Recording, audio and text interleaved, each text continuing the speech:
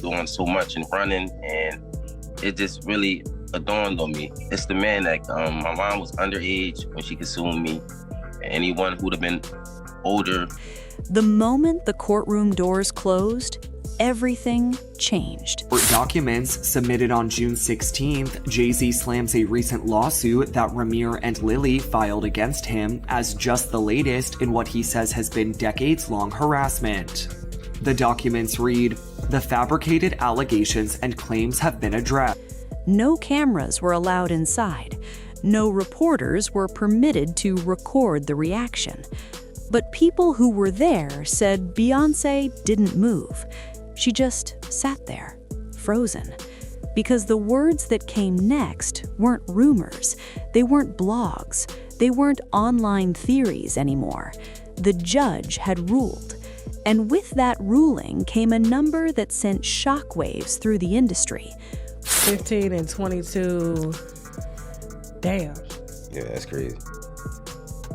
Now I can kind of see why he's probably not claiming it, because it looks bad on his reputation, because he has a history. Like if you look at like even Beyonce, like he was in his 30s and Beyonce was barely 19. How old was she when you were born? 15 going on 16. And everything saying that they had met. Now how old was Jay-Z at the time? I think like 22. $1.3 billion. Not in album sales, not in business deals, not in touring revenue, but in accountability. And suddenly, the story Jay-Z spent decades trying to erase came roaring back to life. Because the man standing at the center of this case wasn't a stranger anymore. He wasn't a conspiracy. He wasn't crazy, confused, or looking for fame.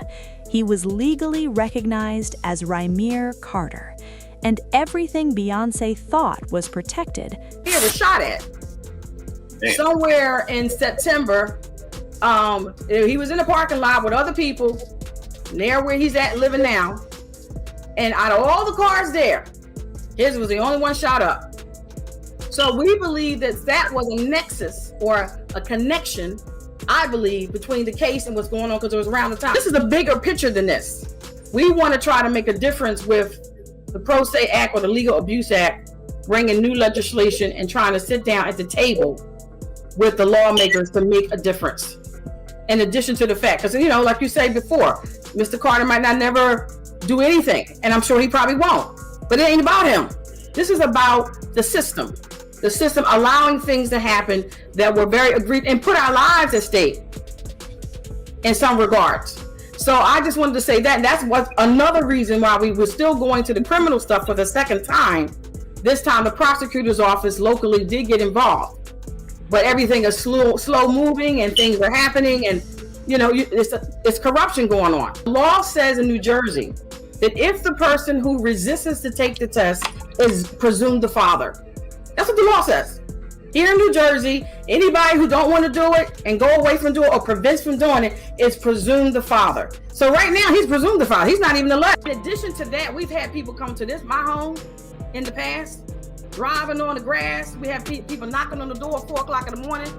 We've been through all of it, mostly around the filing time. Started cracking.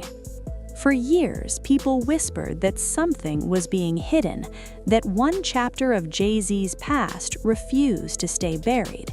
But nobody expected this. Nobody expected the courts to listen. And nobody expected Beyonce, the woman known for control, silence, and perfection, to finally lose it behind closed doors. Because this wasn't just about money. This was about blood. This was about truth. And this was about a son who never stopped asking one question: why won't you just take the test? He allegedly won't give up his DNA to prove that he is not the father of Rymir Satterthwaite, who is claiming that he is his son, because giving up his DNA could link him to a bunch of murders that he is connected to. The permanent A-list rapper could just provide a DNA sample and get the whole paternity thing out of the way, but then the sample could be used to solve a whole bunch of killings that the rapper has been hinted at being involved in. And again, this allegedly Jay-Z and Rymir Satterthwaite. Jay-Z wasn't always the billionaire mogul we see today, Before the private jets, before the billion-dollar brands, before the power lunches and carefully crafted interviews, he was just Sean from Brooklyn, a young man moving through the streets with ambition in his chest and survival on his mind. Father, I really do. And if it's not, why you can't prove me wrong? Like, it's not as far as a proving me wrong thing. It's go to the courtroom and basically do what everybody else would have to do. Like, it's not, you don't have to prove me wrong. I just want the truth. Honestly, I can take a no. I can take, if I'm embarrassed at the end of the day, I can take that. I really can. I've been through a lot, and seen a lot. I can take me being embarrassed. Like, just can't take nobody not saying nothing. Like, you know, it's not fair. Back in the early 1990s, life wasn't glamorous. He wasn't married. He wasn't protected by an empire. He wasn't untouchable. He was moving fast, living reckless, and chasing opportunity wherever it showed up. And according to Rymir's late mother, Wanda, that's when their paths crossed. She wasn't famous. She wasn't wealthy. She wasn't powerful. She was young. Too young, according to court statements that would later shake everything. Wanda claimed she met Jay-Z when he was in his early 20s, and she was still a teenager. Their connection, she said, didn't last long. There were no promises, no follow-up calls, no protection once the moment passed. Then came the pregnancy, and with it came silence. You know, I'm not a lawyer. They try to use all type of things, rush you to condas and all type of things to say, hey, whoever was on his birth certificate, that was the, you know what I mean? That was the dad. And that's not how the course works. So we did everything we had to do to, you know, show them that wasn't. The person I was calling my pop took the DNA test. It was straight out there. Only other name was Jay-Z. He basically just sawed it and skedaddle. They try to use all this craziness to hold the case up, and I'm like, well, damn, if this was anybody else, I'm like, all right, the first 2 years. They would have ordered them by now. They do that. Hey, take the test. Hell, in most cases, you can start drawing child support without a goddamn paternity. It makes them want to come do. If it was anything, if y'all felt like we was lying, why y'all ain't dismiss the case with prejudice? Why do y'all keep having us come in there and file and pay all this money and keep filing for years? Why? If y'all didn't see anything wrong with the case, why is it not over? But the only thing I'm asking is, I don't want no money from you. You know, if you don't want to have that relationship, if it was true, that's just on you. You know, I'm just showing you that I'm fighting for what I believe in is right, and I want all the kids and everyone that come behind me. If you missing the parents, it's all about. Sometimes that's all you need to know. Your parents is. You don't need nothing from them. Close the book. It just helped me, you know, go on with my life and just be straight. It's not like I'm looking for anything, looking for you to bring me up where you at or bring me with your family and all. I still got my own family, but I just want you to be like, just think about it. Like, we could have got this, you know, over with, and through all this, I still respect you, even though I might not like you. I respect everybody. I was gonna say, how do you view him now? And it's like, and when I say I don't like you, it's not even, it's just that I feel like, you know, y'all sit at the top and y'all forgot where y'all came from, and sometimes you gotta bring yourself down to the bottom. You can't sit at the top and think all these, you know, I'm rich and all that, and if I go to court, this would affect this, and sometimes you just gotta get it over with. If you believe this wasn't true, it would have been over with, you know. And for you to let me just sit here and after all this, my mom passed away, and I'm not saying you physically, but dragging us to court and all that, not taking care of the problem, it's just, you let it happen. So it's like, you could have got this over with. If it wasn't true, we could have, you know, I would apologize. Yeah, I apologize in front of the world. Hey, it could have been done, but obviously it's something you hide. And Jay-Z disappeared from her life completely. No visits, no support, no acknowledgement. Years later, Wanda would tell her son something that changed him forever. She looked at him and said quietly, "Your father is Jay-Z." At first, Rymir didn't believe it. Why would he? His life looked nothing like Jay's. He didn't grow up with luxury. He didn't have security. He didn't have connections. While Jay-Z was building an empire, Rymir was growing up with questions. And as he got older, those questions turned into pain. The big one was with Beyonce. When he signed that contract, the marriage contract, he got trophies. So trophies came rolling in. Because everywhere he looked, he saw his alleged father winning awards, giving speeches, preaching empowerment, while never once acknowledging him. What hurt most wasn't the money, it was the silence. When Wanda's health began to decline, things grew darker. She became sick, her strength faded, and eventually custody of Rymir was transferred to a legal guardian who would later become one of the loudest voices fighting for him. Before Wanda passed away, she left behind sworn statements, affidavits, legal documents, not rumors, not interviews, documents submitted to the court saying exactly what she believed happened, that Jay-Z was the father, that she was underage when she became pregnant, and that her son deserved answers. After her death, Rymir made a decision that would change his life forever. He decided to stop waiting. He filed for paternity. At first, nobody paid attention. The media ignored it. Blogs stayed quiet, and courts dismissed it again and again.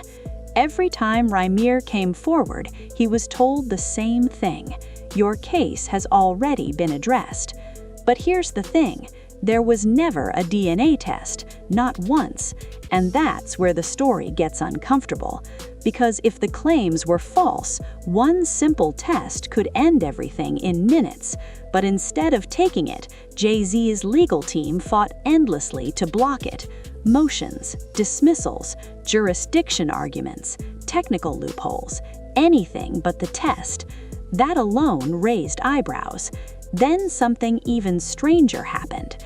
Documents surfaced showing that Rymir's birth certificate listed no father at all. No name, no replacement, nothing, which directly contradicted claims made in earlier court dismissals that said his real father had already been established. So how could that be true if no one was listed? That contradiction reopened everything, and that's when the pressure started rising. Rymir claimed some of his own attorneys began acting strangely, missed filings, incorrect paperwork, deadlines ignored. Later, it was alleged that some were quietly communicating with Jay-Z's legal team behind the scenes. Every time Rymir got close, the door slammed shut. Still, he didn't stop. He kept filing, kept speaking, kept pushing. And then, things turned scary. According to sworn statements, strange cars began following him. People showed up near his guardian's home late at night. He claimed his car was shot at. Whether coincidence or not, fear became part of daily life. But here's the twist nobody expected. While most celebrities stayed silent, one man didn't: 50 Cent.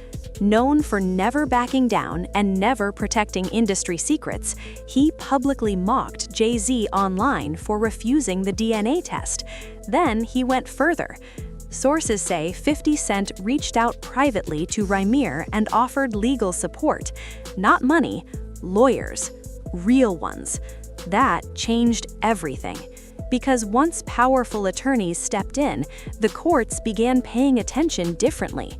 New filings were reviewed carefully, old dismissals were questioned, and suddenly, after years of being ignored, a judge allowed Rymir's case to proceed. That moment sent panic through the Carter camp, because this time it wasn't going away quietly.